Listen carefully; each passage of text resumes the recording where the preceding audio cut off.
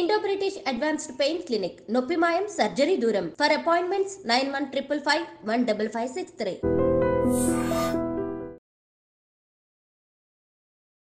నాతో పాటు senior gynaecologist మంజుల అనగాని గారు ఉన్నారు. మేడం, ఇంతకు ముందు చాలా లేటుగానే మెచ్యూర్ అయ్యేవాళ్ళు, అంటే మెచ్యూరిటీ గురించి కూడా వాళ్ళకి ఒక అవేర్నెస్ ఉండేది. కానీ ఇప్పుడు చూస్తే 9 years కి 10 years కి మెచ్యూర్ అవుతున్నారు. చాలా బాధగా అనిపించింది మేడం, ఎందుకు ఇలాంటి పరిస్థితి వస్తుంది? ఇది రెగ్యులర్గా అయ్యే టైంలో మనకి మీరు అన్నట్టుగా 10 years 11 years నుంచి 14 years 15 years వరకు కావాలి. ఈ మధ్య మనకి ఎందుకు తొందరగా అవుతుంది అంటే మనం తినే ఆహారం. అంటే ఏదైనా స్పెషల్ ట్రీట్మెంట్ ఉంటుందా మ్యామ్? ఎస్ మా, ఇప్పుడు నేను చెప్పాను ఇదంతా కూడా.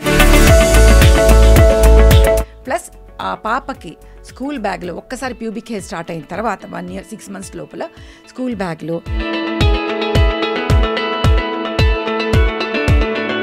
అమ్మాయిని ఎలా వాడాలో కూడా నేర్పించటము, స్కూల్లో ఎలా దాన్ని డిస్పోజ్ చేయాలి,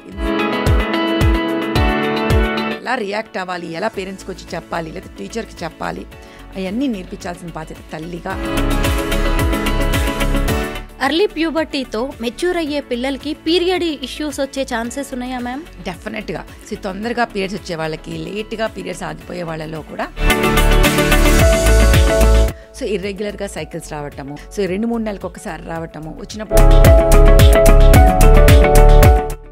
అందరికీ నమస్కారం, నేను Swaroopa Potlapalli. Welcome to I dream. ఇంతకుముందు రోజుల్లో అమ్మాయిలు 14-15 yearsకి మెచ్యూర్ అయ్యేవాళ్ళు, కానీ ఇప్పుడు చాలా చిన్న ఏజ్లోనే ప్యూబర్టీ వచ్చేస్తుంది. ఇంకొక వైపు చూస్తే మహిళల్లో పీసీఓడి సమస్యలు పెరిగిపోతున్నాయి.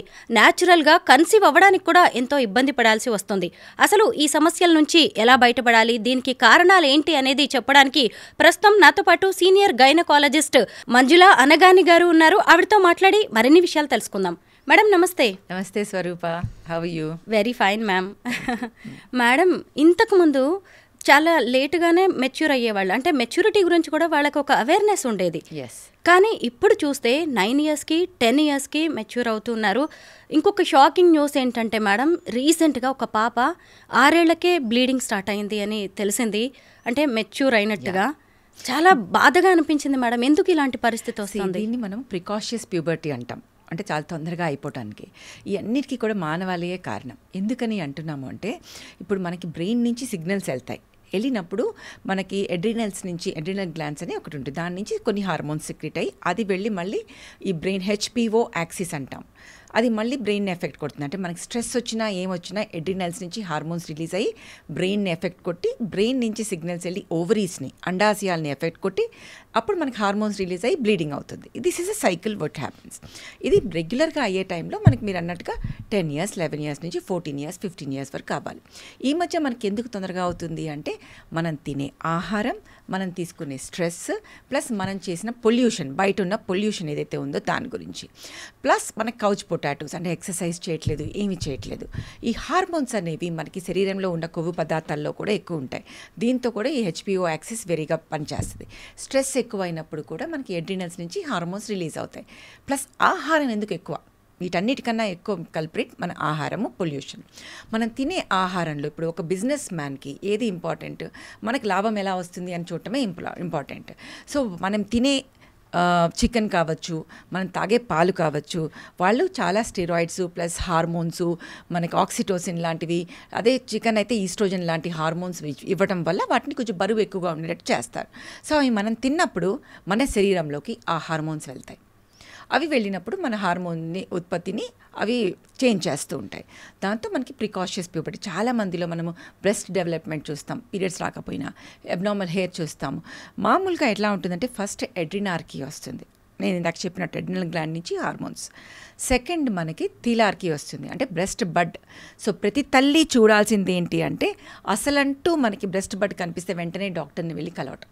అంటే 3 ఏళ్ళు 4 ఏళ్ల పాపకి మనకి బ్రెస్ట్ బడ్ డెవలప్ అయ్యి, అమ్మ నాకు ఇక్కడ నొప్పి వస్తుంది అంటే వెంటనే డాక్టర్ దగ్గరికి వెళ్ళాలి.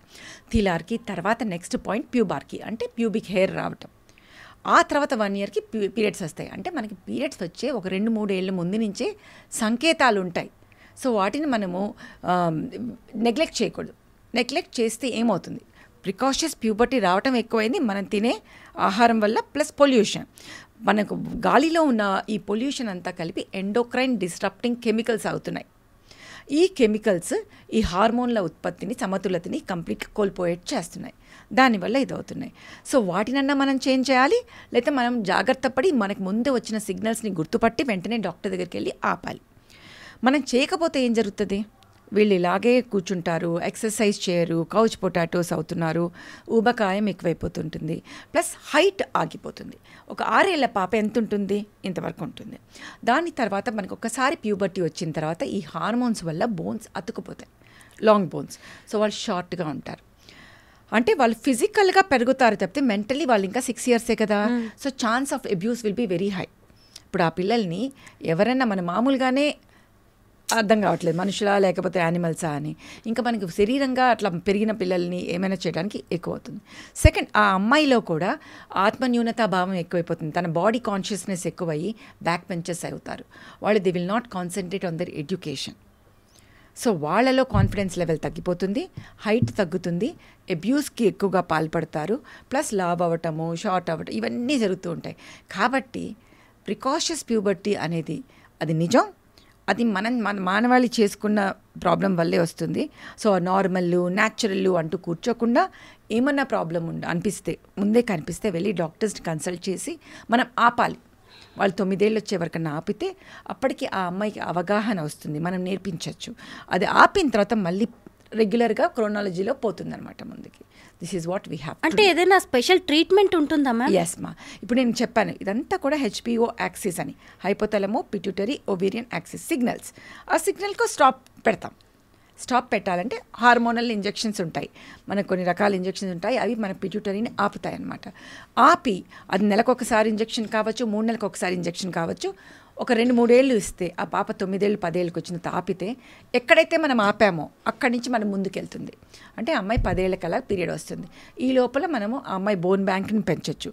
కాల్షియము, వైటమిన్ డి ఇవన్నీ ఇస్తే ఆ అమ్మాయి హైట్ అవ్వటము, ఈ లోపల మనకి మానసికంగా కూడా అమ్మాయి పరిపక్వత చెందటము, ప్లస్ ఆ అమ్మాయి అవగాహన అంతా తెచ్చుకుని ఓకే మెన్స్ట్రల్ సైకిల్ అంటే ఇలా ఉంటుంది, ఇలా జాగ్రత్త పడాలి, ఇది నార్మల్ అని అర్థం చేసుకోవడానికి, పేరెంట్స్కి వాళ్ళకి మధ్యలో ఉన్న అనుబంధాన్ని పెంచడానికి కూడా, ఆ అమ్మాయి చదువులో ముందుంటానికి కూడా అన్నిటికీ దోహదపడుతుంది.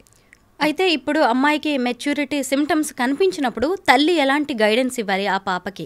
తల్లి ఫస్ట్ భయపడటం మానేసి చిన్నప్పుడే వస్తే వెంటనే డాక్టర్కి వెళ్ళటము.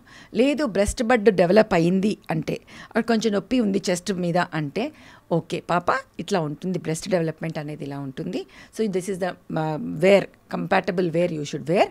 దెన్ ఇది జరిగిన 1 yearకి నీకు ఇలా హెయిర్ వస్తుంది, హెయిర్లో మనకు తీసుకోవాల్సిన హైజీన్ ఏంటి, ట్రిమ్మింగ్ చేసుకుంటావా, లైక్ హౌ ఇట్ ఈస్, లేజర్కి వెళ్తావా ఏంటి అని మాట్లాడి, or is she comfortable with the hair, pubic hair, అవన్నీ మాట్లాడుకుని అక్కడ తీసుకునే మెన్స్ట్రువల్ హైజీన్ గురించి మాట్లాడటం. ఆ తర్వాత 1 yearకి ఇలా మెన్స్ట్రువల్ సైకిల్ అనేది వస్తుంది, ఇది పీరియడ్, ఏమైనా చెప్పాల్సిన అవసరం ఉంటుంది. ప్లస్ ఆ పాపకి స్కూల్ బ్యాగ్లో ఒక్కసారి ప్యూబిక్ హెయిర్ స్టార్ట్ అయిన తర్వాత 1 year 6 months లోపల స్కూల్ బ్యాగ్లో శానిటరీ నాప్కిన్ పెట్టడం, అది కూడా organic sanitary napkin or menstrual cup, అమ్మాయిని ఎలా వాడాలో కూడా నేర్పించటము, స్కూల్లో ఎలా దాన్ని డిస్పోజ్ చేయాలి, ఇన్సినరేట్ చేయాలి, పీరియడ్ వచ్చినప్పుడు వెంటనే టీచర్ని వెళ్ళి చెప్పాలి ఆర్ పేరెంట్స్కి చెప్పాలి. ఇవన్నీ కూడా ఒక టాబు అనుకోకుండా కూర్చుని ఫ్రంట్ రూమ్ కాన్వర్జేషన్ ఆ పాపకి చేయాలి. Plus I feel today's kids are very intelligent. So వాళ్ళకి బాడీలో తన బాడీలో తను కంఫర్టబుల్గా ఉండటం ఎలాగా, తన బాడీ పార్ట్స్ గురించి తనకి తెలియటము, బ్యాడ్ టచ్ గుడ్ టచ్ గురించి తెలియటము, వాటిని అలాంటివి ఏమైనా జరిగితే ఎలా రియాక్ట్ అవ్వాలి, ఎలా పేరెంట్స్కి వచ్చి చెప్పాలి లేదా టీచర్కి చెప్పాలి, అవన్నీ నేర్పించాల్సిన బాధ్యత తల్లిగా. First guru is always the mother, so she has to tell her. Early ప్యూబర్టీతో మెచ్యూర్ అయ్యే పిల్లలకి పీరియడ్ ఇష్యూస్ వచ్చే ఛాన్సెస్ ఉన్నాయా మ్యామ్? డెఫినెట్గా. సో తొందరగా పీరియడ్స్ వచ్చే వాళ్ళకి, లేట్గా పీరియడ్స్ ఆగిపోయే వాళ్ళలో కూడా మనము కొంచెం ఎక్కువగా ఎండోమెట్రియల్ క్యాన్సర్స్ అవన్నీ చూస్తూ ఉంటాం అన్నమాట. అవొకటి. ప్లస్ కొందరుగా పీరియడ్ వచ్చిన ఈ హెచ్పిఓ యాక్సిస్ అనేది మెచ్యూర్ అవ్వదు. సో ఇర్రెగ్యులర్గా సైకిల్స్ రావటము, యానోవిలేటరీ సైకిల్స్ అంటాం, అంటే అండం విడుదల అవ్వకుండా పీరియడ్స్ వస్తూ ఉంటాయి. సో 2-3 నెలలకు ఒకసారి రావటము, వచ్చినప్పుడు చాలా బ్లీడింగ్ అయిపోవటము, ఇలాంటివన్నీ జరుగుతూ ఉంటాయి. పీసీఓఎస్ కూడా డెవలప్ అవచ్చు నెమ్మదిగా, వాళ్ళకు ఉండే స్కూలు స్ట్రెస్ వలన కూడా.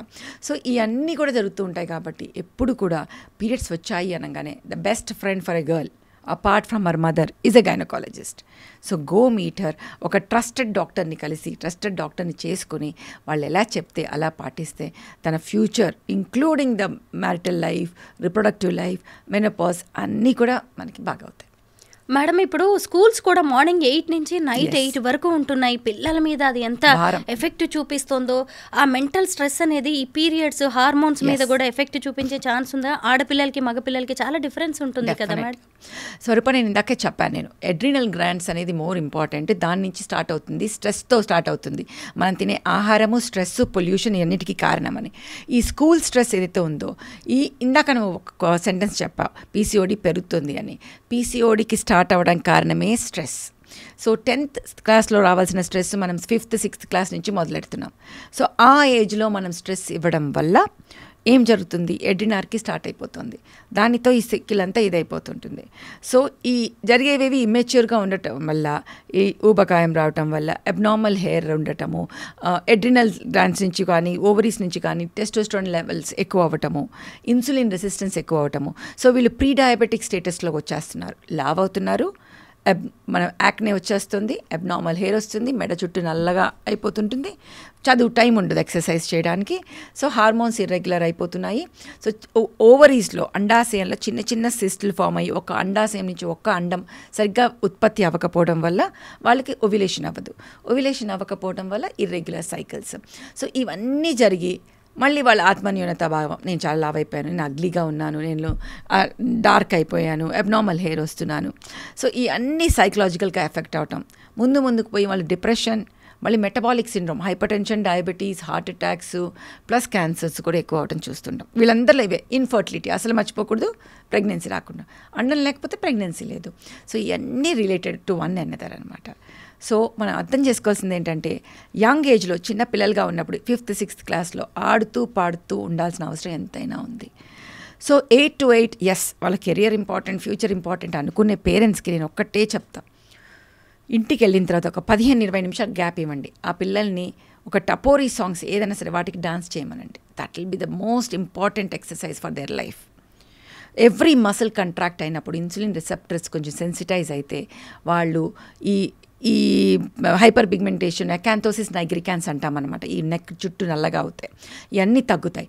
ఇవి తగ్గినప్పుడు హార్మోన్స్ కూడా సమతులత దగ్గరికి వస్తుంది. వచ్చినప్పుడు యాక్నే అవన్నీ తగ్గి ఆ హార్మోనల్ సిస్టమ్ సరిగ్గా ఉన్నప్పుడు good hormones, happy hormones secrete అవుతాయి బ్రెయిన్ నుంచి. అప్పుడు వాళ్ళు బాగా చదువుకుంటారు, అన్నీ బాగా జరుగుతుంది. సో చాలా ఇంపార్టెంట్ ఏంటంటే డీస్ట్రెస్సింగ్, మనం తినే ఆహారం, మనం చేసుకునే ఎక్సర్సైజెస్ ప్లస్ ద స్ట్రెస్ తగ్గించుకోవటం. మేడం, ఆపోజిట్ సెక్స్ పట్ల పిల్లలు అట్రాక్ట్ అవుతూ ఉంటారు. టీనేజ్ లవ్ ఉంటుంది 14-15 ఇయర్స్కి, అలాంటివి స్టార్ట్ అవుతూ ఉంటాయి, అందరికి కాకపోయినా కొందరికి. బట్ ఈ ఎర్లీ ప్యూబర్టీ వల్ల కూడా ఇలాంటి ఛాన్సెస్ ఉంటాయా మేడం? చిన్న ఏజ్లోనే స్టార్ట్ అయ్యే chances? All these are growth or the hormonal urges. ఇప్పుడు నేను అందరికీ అదే చెప్తా, పాప నీకు లడ్డు అంటే ఇష్టం ఉండొచ్చు, ఇంకొకరికి ఇంకేదంటే ఇష్టం ఉంటుంది. సో నీకేది ఇష్టమైంది అక్కడ ఉంటే నీకు నోట్లోంచి ఎక్కువ వస్తుంది, ఏమంటారు లాలాజలం ఊరుతుంది. ఓకే, అట్లనే హార్మోన్స్ బాడీలో చిన్నప్పుడే వస్తే whenever you see something which is opposite, pheromones are secreted, then automatically your urges will increase. That's why I said అబ్యూస్కి ఛాన్స్ ఎక్కువ ఉంటుంది అనేసి. ఎందుకంటే దిస్ ఈజ్ వాట్ గ్రోత్ స్పర్ట్లో మనకి జరిగేవి, అవి న్యాచురల్. ఆ తర్వాత అవన్నీ ఆ హార్మోన్స్ అటు ఇటు చాలా ఎక్కువ అయినవన్నీ స్టెబిలైజ్ అవుతాయి. కానీ ఇది చిన్నప్పుడు అవడం వల్ల వాళ్ళకి రైట్ ఏది కరెక్ట్ ఏది కరెక్ట్ కాదు, అది మనది ఇన్ఫాక్చుయేషనా, should act on the infatuation అనే స్థాయికి ఆ బ్రెయిన్ ఇంకా డెవలప్ అవ్వదు. So when there is a big difference between the hormones and the body and the hormonal and the brain, I think that which says, అంటే మన సమాజానికి తగ్గట్టుగా ఏది కరెక్ట్ కాదు అని మనకి అవగాహన వచ్చే ఏజ్ వేరే అవ్వటం వల్ల ఈ డిఫరెన్స్తో చాలా ఇది జరిగే అవకాశాలు ఉంటాయి. మన అమ్మలు అమ్మమ్మల కాలంలో మేడం ఈ పీరియడ్ ఇష్యూస్ చాలా తక్కువగా ఉండేవి. ఇప్పుడు చూస్తే ఎవరిలో చూసినా పీసీఓడి సమస్యలు అంటున్నారు. మీ దగ్గరికి గైనకాలజిస్టులు కూడా బాగా బిజీ అయిపోయారు. ఎందుకు మేడం ఈ ఇష్యూస్ ఇంతగా పెరిగిపోతున్నాయి? అమ్మలు అమ్మమ్మ టైంలో అమ్మలకి ఏ పని అంటే వాళ్ళ job profile is very clear. వాళ్ళ job profile was taking care of house, children. అంటే వాళ్ళు చాలా పని చేసేవాళ్ళు. It's not that they are not doing anything, cooking, but it was there. ఇప్పుడు ఏమైపోయింది, everybody wants to be super mom, super wife, super జాబ్లో super అవ్వాలి, అన్నిట్లో సూపర్ అయిపోవాలి అని మల్టీ టాస్కింగ్ ఎక్కువైపోయింది. మల్టీ టాస్కింగ్ అందరూ చేయలేరు. ఎందుకంటే యూ షుడ్ నో ప్యారలల్గా అన్ని రన్ చేయడం అంటే it's not a joke. So ఇంట్లో పని, బయట పని, అన్ని పనులు చేయడం వల్ల స్ట్రెస్ లెవెల్స్ పెరిగిపోతున్నాయి. ప్రతి చోట స్ట్రెస్, వర్క్లో అది చేయి, ఇక్కడ ఉన్నప్పుడు అక్కడ స్ట్రెస్, అక్కడ ఉన్నప్పుడు ఈ స్ట్రెస్, మళ్ళీ స్ట్రెస్కి వచ్చాం మళ్ళీ మనం. సో ఆ stress will cause stimulation of adrenals, which will stimulate the ovaries and the brain, and that causes PCOS అనమాట. ఎండోక్రైన్ డిస్ట్రప్టింగ్ కెమికల్స్ వల్ల మళ్ళీ PCOS పెరుగుతుంది. దీంట్లో ఏం జరుగుతుందంటే ఇందాక చెప్పా పిట్యూటరీ గ్రంథి అని ఉంటుంది, దాంట్ నుంచి మనకి FSH LH అనే హార్మోన్స్ వస్తాయి. ఈ హార్మోన్స్ వచ్చి ఓవరీ మీద, అండాశయం మీద యాక్ట్ చేసి అక్కడ ఈస్ట్రోజన్ ప్రొజెస్ట్రాన్ అనే హార్మోన్స్ రిలీజ్ అవుతాయి. అర్థమవుతుంది కదా. సో ఈ PCOSలో ఏమవుతుందంటే బ్రెయిన్లో ఉన్న FSH LH అవకతవకలు అయిపోతాయి. LH second day of the period when we do LH will be double that of FSH.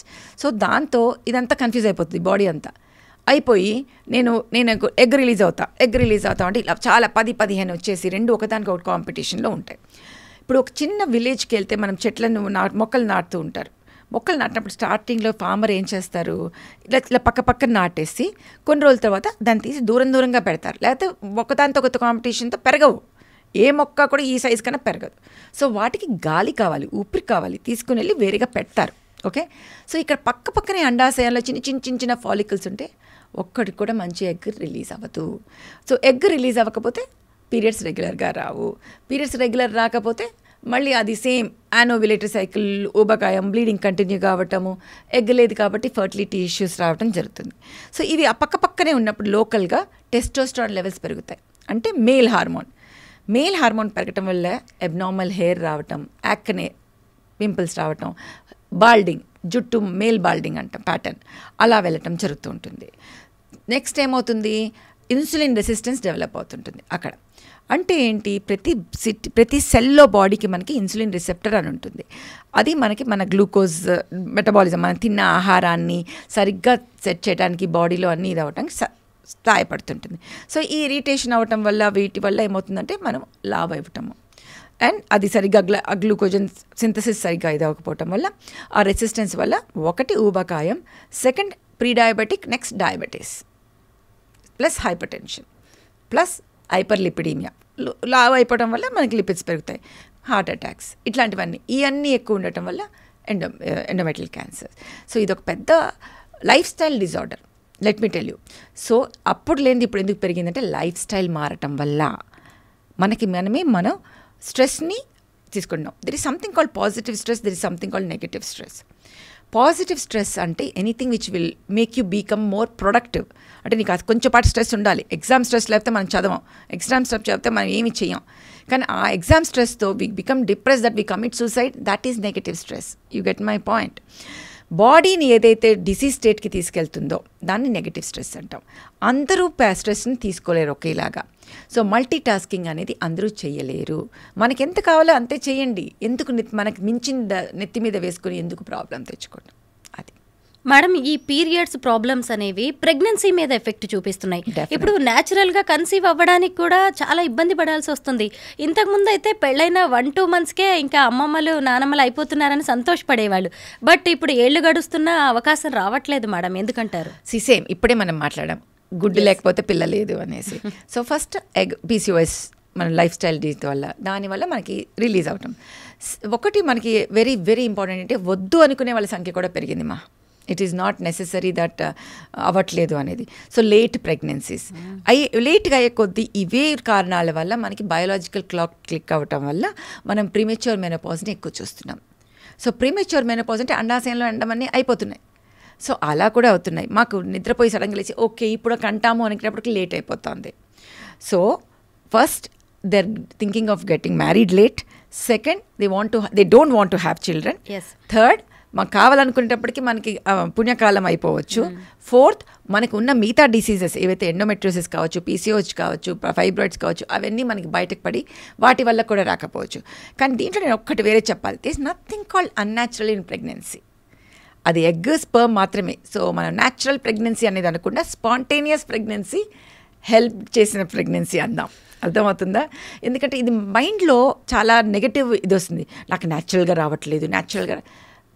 నేను ఒకటి చెప్తా పేషెంట్స్కి, పాప అది నీ అంతటి నీకు వచ్చిందా, మేము మందులు ఇయటం వల్ల వచ్చిందా, ఏదైనా ఫరక్ పడదు. ఎందుకంటే ఎగ్ నీదే, స్పర్మ్ మీ హస్బెండ్దే. అవి మేమేం క్రియేట్ చేయట్లేదు. So there is nothing unnatural in pregnancy. So ఆ మైండ్ ఆ ఆలోచనతోనే మళ్ళీ డిప్రెషన్లోకి వెళ్తుంటారు అందరూ. సో ఒక్కొక్కళ్ళకి హెల్ప్ అవసరం ఉంటుంది. ఓకే, చిన్నపాటి హెల్ప్ మేము మందులు ఇద్దాము అండం విడుదల అవ్వడానికి తీసుకోండి. మైండ్ బ్లాక్తో ఇంకా లేట్గా డాక్టర్ దగ్గరికి వెళ్ళి ఇంకా లేట్ చేసుకోకండి, అది నేను అనేది. So yes, it is reality that pregnancies are become delayed, but I think giving the choice అనేది ఒక ఉమెన్కి ఉండాలి ఎప్పుడు కంటారు అనేది. ఎందుకంటే baby should be a loved child. అనవసరంగా వచ్చాను, అనవసరంగా అన్వాంటెడ్ చైల్డ్ అనే ఫీలింగ్ బేబీకి కూడా ఉండకూడదు. సో నేను ఇప్పుడు అనే జనాలకి జనరేషన్కి ఏం చెప్తానంటే, మీ చాయిస్ ఉంది, కానీ చాయిస్ వచ్చేటప్పటికి లేట్ అవ్వకూడదు. So if you think 30 years తర్వాతే నేను కంటాను అనుకుంటే, better to freeze your eggs. వెళ్ళి డాక్టర్ని కన్సల్ట్ చేసి ఆప్షన్స్ అడిగి, మాకు ఇప్పుడే కనము అనుకుంటే, అసలంటూ మాకు 2 పాలాలు కావాలంటే 30 లోపల అయ్యేటట్టు చూసుకోవాలి. అలా అవ్వాలి అంటే మనం 25, 26 ఒకళ్ళని కనటం, 29కి 30కి ఒకళ్ళని కనాలి. మాకు కుదరదు అనుకుంటే please freeze the eggs and ఎప్పుడు కావాలంటే అప్పుడు కనండి. ఇంతకుముందు సింగిల్ బేబీ చాలు అనుకునేవాళ్ళు, ఇప్పుడు చూస్తేనేమో డింక్ రిలేషన్స్ పెరిగిపోతున్నాయి. Dual income, no kids. ఇది కరెక్టేనా మేడం? అసలు ఇది సొసైటీ మీద ఎలాంటి ఎఫెక్ట్ చూపిస్తుంది? There are 2 different issues on it. One is on society, one is on the human being itself. Okay, మనకి ఆంధ్ర సైడ్ మన సీఎం గారు కూడా చెప్పారు, మనకు జనరేషనే గ్యాప్ వచ్చేస్తుంది మనకి చైనా లాగా, సో మనం ఇది చేయకూడదని. But that is true. ఒక మధ్యలో ఒక కంప్లీట్ జనరేషన్ మనం యంగ్స్టర్స్ ఉండరు, ముసలి వాళ్ళు ఉంటారు, మళ్ళీ చిన్నపిల్లలు ఉంటారు. So productivity of the society is going to come down. So చాలా ఇంపార్టెంట్ మనకి ఆ గ్యాప్ని మనం ఫిల్ చేయాలి. మనకి 10 మందిని కలమని అప్పట్లో జాజ్లాగా అనట్లేదు, కానీ I think minimum 2 is very important. There are 2-3 reasons why I tell them people to have child. మనం స్వార్థంగా ఆలోచించి, అమ్మో మాకు ఒక బేబీయే చాలు, వాళ్ళనే సరిగ్గా చదివించుకుంటే చాలు అనుకుంటున్న రోజుల్లో వాళ్ళ ఫేట్ని మనం రాయలేం. వాళ్ళకి ఏం జరుగుతుందో మనకు తెలియదు. తర్వాత వాళ్ళకి ఏమైనా యాక్సిడెంట్ జరగవచ్చు, ఏమైనా జరగచ్చు, నెగటివ్గా ఆలోచిస్తే అది లేదు. అలా కాకపోయినా మనం స్వార్థంగా మనకి బ్రదర్స్ సిస్టర్స్ ఉండాలి మనం మాట్లాడుకోవడానికి, వాళ్ళకి ఎవరు ఉండకూడదు అనుకోవడం తప్పు. ఎంత చేసినా blood is thicker then water. వాళ్ళ సొంత వాళ్ళకి చెప్పుకోలేంది బయట వాళ్ళకి చెప్పుకోగలరు, ఫ్రెండ్స్ ఆర్ ఇనఫ్ అనుకోవడం అనేది చాలా చాలా తప్పు. ఎందుకంటే ఎప్పటికైనా ఒక మనిషి అనేవాళ్ళు స్వార్థజీవి. సో వాళ్ళు తన గురించి ఆలోచిస్తారు తప్పితే వేరే వాళ్ళ గురించి ఆలోచించారు. Plus the healthy environment is very very important at home. Sharing is caring అని కానీ అవన్నీ నేర్చుకోవాలంటే ఇంట్లో మనం పంచుకోగలటం మొదలెడితే అప్పుడు మనం బయట వాళ్ళకి పంచడం గురించి ఆలోచిస్తాం. ఇంకొకటి ఏం జరుగుతుంది, ఈ మధ్య పిల్లల్లో ఒక్కళ్ళే ఉండే దాంట్లో మనం చాలా టాంట్రమ్స్, సైకలాజికల్ ఇష్యూస్, ఆటిజం ఇలాంటివన్నీ చాలా, ADHD చాలా చూస్తున్నాం. అదే 2-3 పిల్లలు ఉన్న వాళ్ళలో చాలా తక్కువ చూస్తాం. ఒకళ్ళు మనం చూస్తున్నప్పుడు ఒక చైల్డ్ని చూసి ఇంకో చైల్డ్ నేర్చుకోవడం కానీ, సో వాళ్ళ మానసిక వికాసానికి కానీ, ఒక చైల్డ్ సైకాలజీ కోసం కానీ పక్కనున్న పిల్లలతో కలిసి ఆడుకోవడం చాలా ఇంపార్టెంట్. అది ఇంట్లో ఉన్నప్పుడు 24/7 మన పిల్లలు ఉంటుంది, ఎంతైనా పక్కన పిల్లలే. So if no other issues are there, I think 2 children is something which people have to think of, but saying that it is their choice. చెప్పాల్సిన బాధ్యత మనది, చెప్పిన తర్వాత ఏం చేస్తారో అనేది వాళ్ళది. అది మాత్రం నేను చెప్పగలను. అంటే ఇద్దరు వైఫ్ అండ్ హస్బెండ్ ఇద్దరు వర్క్ చేయాలి, లేదంటే లివింగ్లో ఉంటారు వీళ్ళిద్దరికి ఇన్కమ్ ఉండాలి, కానీ అసలు కిడ్సే వద్దంట మేడం.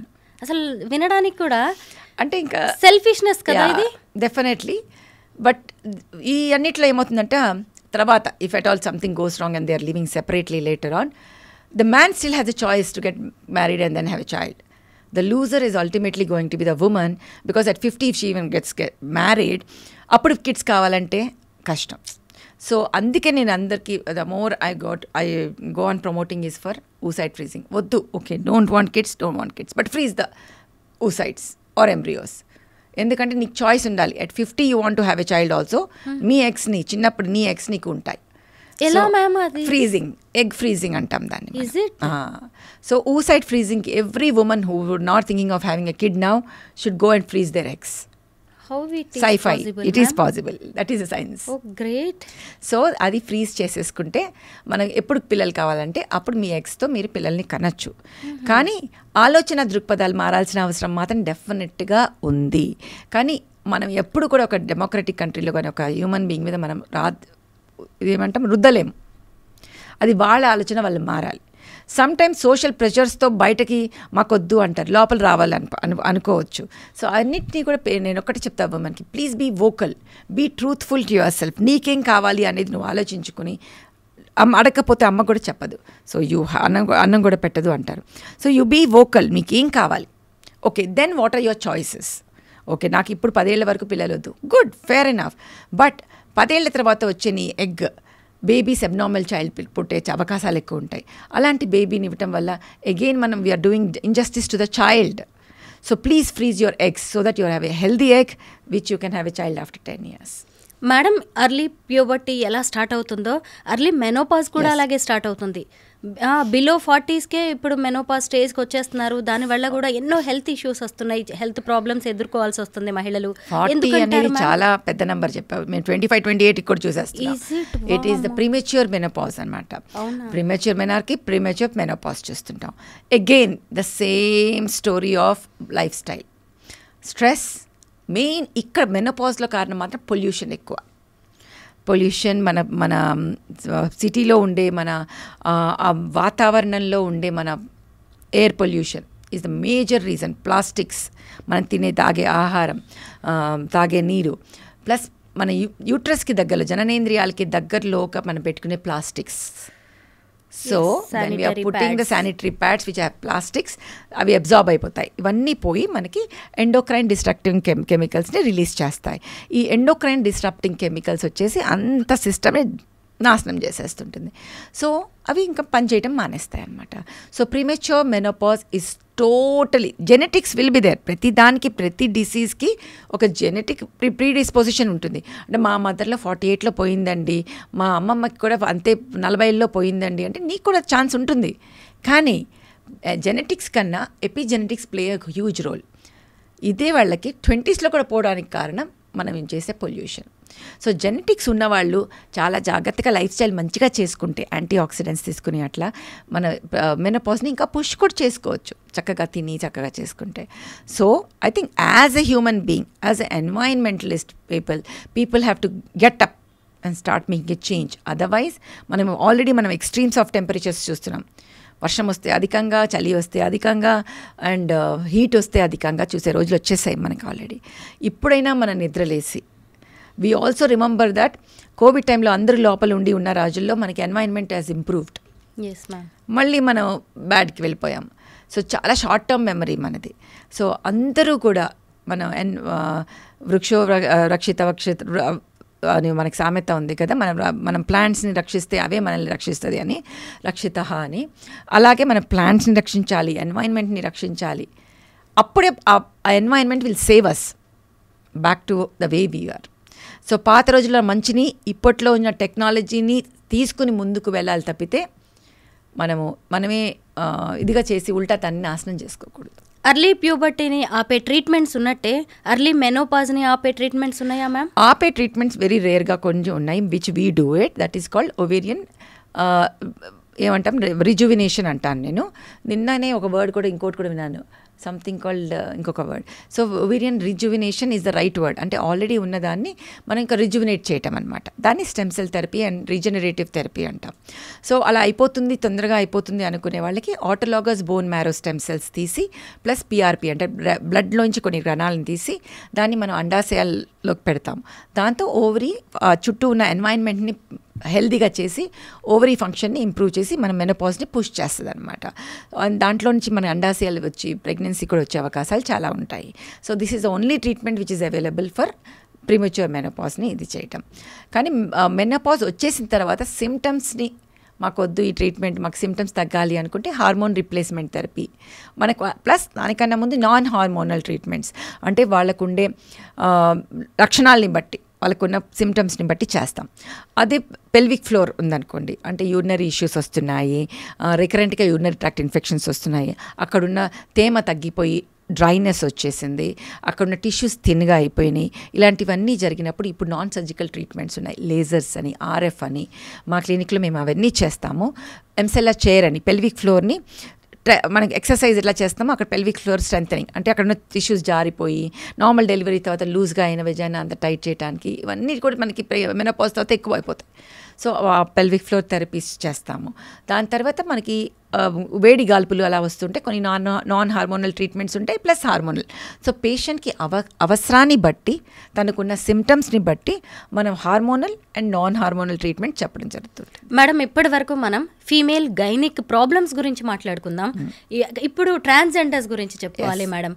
వీళ్ళు ఎన్నో డబ్బులు ఖర్చు పెట్టేసి వాళ్ళు ఆడపిల్లల్లాగా ఉండాలనుకొని సర్జరీస్ చేసుకుంటున్నారు. ఇప్పుడు అంకితా రాజ్ అనే ఆమె బాగా ట్రెండింగ్లోకి వచ్చింది. 1 year బ్యాక్ ఆ ట్రాన్స్జెండర్ ఒక నార్మల్ అతను పెళ్లి చేసుకుందనమాట. బాగుంది, వీళ్ళందరూ రోల్ మోడల్స్లా ఉన్నారు అనుకున్నారు. తీరా చూస్తే ఇప్పుడు వీళ్ళు సెపరేట్ అయిపోయారు. మళ్ళీ ఇక్కడ చూస్తే సెక్సువల్ ఇష్యూస్ కనిపిస్తున్నాయి మేడం. ఎలా ఉంటుంది వీళ్ళ లైఫ్ మ్యామ్? వాళ్ళు కూడా హ్యూమన్ బీయింగ్సే. సో నార్మల్ కపుల్స్ సెపరేట్ అంటే వాళ్ళు కూడా సెపరేట్ అవుతారు, అది వాళ్ళ దీన్ని బట్టి. ప్లస్ డెఫినెట్లీ సెక్షువల్ ఇష్యూస్ ఉంటాయి. ఎందుకంటే ఎంత మనం మారినా వాళ్ళ హార్మోన్ ట్రీట్మెంట్ సరిగ్గా తీసుకుంటూనే ఉండాల్సిన అవసరం ఉంటుంది. ఇందాకే అన్నాను, జననేంద్రియాలలో వాళ్ళకి కనుక తేమ తగ్గిపోతే, లూబ్రికేషన్ సరిగ్గా లేకపోతే సెక్షువల్ ఇష్యూస్ ఉండొచ్చు. మనం మారినా ఒక ఫీమేల్ని మేల్ చేయటం చాలా కష్టము, మేల్ని ఫీమేల్ చేయడం is little bit easier. Okay, ఎందుకంటే అవి తీసేసి వెజైనా క్రియేట్ చేయటం, ఎంత చేసినా అవి క్రియేట్ చేస్తాం మనం. Okay, they will not have the muscle of vagina. So మనకి ఒక పాత్వే ఉంటుంది where they can have inter course. దాని టైట్నెస్ ఎలా ఉంటుంది అవన్నీ మనం చెప్పలేము. సో దాన్ని బట్టి అగైన్ ఇందాక చెప్పారు, నాన్ సర్జికల్ ట్రీట్మెంట్స్ ఇవ్వటం జరుగుతుంటుంది. మనం మరీ టైట్గా ఎక్కువగా ఉంటే మనం బొటాక్స్ ట్రీట్మెంట్ ఇవ్వటం జరుగుతుంది వెజైనాలో. సో ఇలా ట్రీట్మెంట్స్ ఉంటాయి. So they have to come, solutions ఉంటాయి. కాబట్టి they will have issues because they are not created by God. It has to be created by human being. వాళ్ళకి అవయవాల్ని క్రియేట్ చేయాల్సి వస్తుంది. బికాస్ వాళ్ళ మానసికంగా వాళ్ళు they want to be a female. So వాళ్ళు ఫీమేల్గా మనం తయారు చేసినప్పుడు వాటి సెన్సేషన్స్ని వాటి కోసం ఎంతవరకు నియర్ నార్మల్గా చేయొచ్చు అనేది మనం చాయిసెస్ వాళ్ళకి ఇచ్చి దాన్ని మనం ముందుకెళ్లాల్సిన అవసరం ఉంటుంది. So they need to be again vocal, talk to the gynaecologist and understand their options and take the treatments. అంటే ఓవరీస్ ఉండవు కదా మేడం ట్రాన్స్జెండర్స్ కి, పిల్లలు పుట్టే ఛాన్సే లేదు. అంటే పిల్లల్ని అడాప్ట్ చేసుకుందాము అని చెప్పి ఫ్యూచర్ ప్లాన్స్ వేసుకున్న వాళ్ళు కూడా వీళ్ళు సెపరేట్ అవ్వాల్సి వచ్చింది ఈ ఇష్యూ మీదే. అంటే ఇది ప్రకృతి సహజం, సృష్టి అని మనం మాట్లాడుకుంటూ ఉంటాం. బట్ ఇది లేకుండా నడవడం కష్టమా మేడం ఇద్దరు కలిసి? నేను ఒకటి చెప్తున్నాను, పిల్లలు కావాలి అడాప్షన్ అని అనుకున్నాక ఇచ్చేసారంటే it is because of incompatibility rather than anything. పిల్లల గురించే మళ్ళీ విడిపోవడం అనేది జరిగింది. ఎందుకంటే ఆల్రెడీ వాళ్ళు ముందే డిసైడ్ చేసుకున్నారు అడాప్ట్ చేసుకోవాలి అని. సో వాళ్ళకి పిల్లల కోసం కాకుండా సెక్షువల్ ఇష్యూస్ గురించి అన్నారు, incompatibility, yes it could be a reason. Whatever said and done, it is human being. Sexual urges are norm. That is the way it is. So, వాళ్ళు ఎంత హ్యాపీగా ఉన్నారు సెక్షువల్ రిలేషన్షిప్లో, or did they find some other partner అనేది మనకి తెలియదు. So whether they are saying this as a reason, we don't know. They are the people in there, we're not in their shoe. So ఎందుకు separate అయ్యారు అనేది మనకి తెలియదు, వాళ్ళకే తెలియాలి. So only thing is that we know that if any issue is there with the sexual incompatibility, please meet the gynaecologist and we're here to help them. So అది మాత్రం నేను చెప్పగలను. There are so many non surgical treatments and surgical treatments. Madam ఇప్పుడు multi relations కూడా పెరిగిపోతున్నాయి చాలా. అసలు physical affair కోసం ఏదైనా చేసే పరిస్థితులు వచ్చాయి. ఎందుకు మేడం మనం ఇలా ఇంత పర్వర్టెడ్గా వెళ్ళిపోతున్నారు జనం? లేటెస్ట్గా నేను వర్డ్ విన్నాను, అప్పటికి నాకు అది తెలియదు. దాన్ని బాడీ కౌంట్ అంటారంట. Body count? పేషెంట్స్ వచ్చేసి madam my body count is also high. నాకు ఫస్ట్ అసలు అర్థం కాలేదు. అంటే we're from another generation altogether. ఇప్పుడు జనరేషన్ ఎవ్రీ 3-4 yearsకి మారిపోతున్న ప్రకారం అయితే నేను ఒక 10 generation క్రితం అనుకోవాలి. అంటే బాడీ కౌంట్ అంటే number of affairs they have is called body count. Okay, so కొత్త పాయింట్ మనం తెలుసుకున్నాం ఇప్పుడు. సో ఎక్కువ అవుతా ఉన్నాయి. But what I would suggest tell people is we're not here to preach, we're here to treat. That is something as a doctor, that is our profession. So my point to them would be, please be careful. Infections are real. Cancers are real, and psychological mental traumas are also real. ఇలా break అయిపోవటం, ఇచ్చేయటం, finally you are the one who might be having చాలా insecurities and everything also. And sexually transmitted diseases leading to cancer of the cervix is also real. So please use condoms. Please don't invest yourself in such a way that, అంటే ఇప్పుడున్న pear ప్రెషర్లో పడిపోయి ఇది normal అనుకుంటున్నాం అనేది చాలా తప్పు. అక్కడే మనకి యానిమల్స్కి తేడా ఉండాలి, విచక్షణ జ్ఞానం ఉండి you want to do it because you want to do it, it's your choice. అలా కాకుండా పియర్ ప్రెషర్లు చేయటం అంటే then again you are the one who will going to mental ట్రామాలోకి వెళ్ళిపోతాం. So is it there are sometimes mental disorders, psychological disorders which will push you into having multiple sexual partners. So అలాంటివి ఏమన్నా ఉంటే వెళ్ళి చూపించుకుని treatment తీసుకోవాలి. అలా లేదు అనుకుంటే then the choice comes. So చాయిస్కి నేను ఒకటి చెప్పేది ఏంటంటే please use condoms and barrier protection is the only way to prevent infections. So save yourself, prevent infections, prevent pregnancies. Okay, preach చేసేవాళ్ళు చాలామంది ఉంటారు. I don't know, I'm a doctor, I'm here to treat. So my this thing is having a safe sex so that you don't become pregnant and you don't get infections leading to cancers. Thank you ma'am, చాలా issues చెప్పారు గైనిక్కి సంబంధించి. Thank you so much. Thank you, pleasure talking to you.